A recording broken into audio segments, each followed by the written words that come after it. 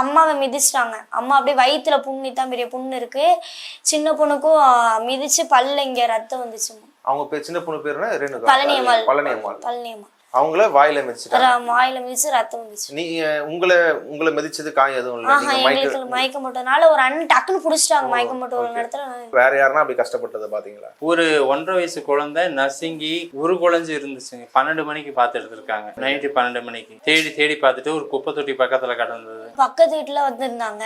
பக்கத்து வீட்லயும் அடி, எங்க கூட சேர்த்து வந்தவங்களுக்கு எல்லாம் அடிதான். அப்படியே நெஞ்சில மிதிச்சு ஜவ்வு நம்ம இதாயிருச்சு அப்படின்னாங்க.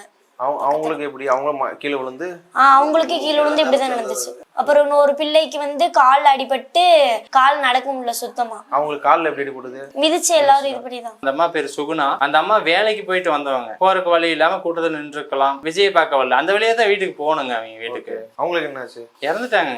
கூட்ட நெரிசல்ல திங்கக்கிழமை காலையில இறந்துருக்காங்க.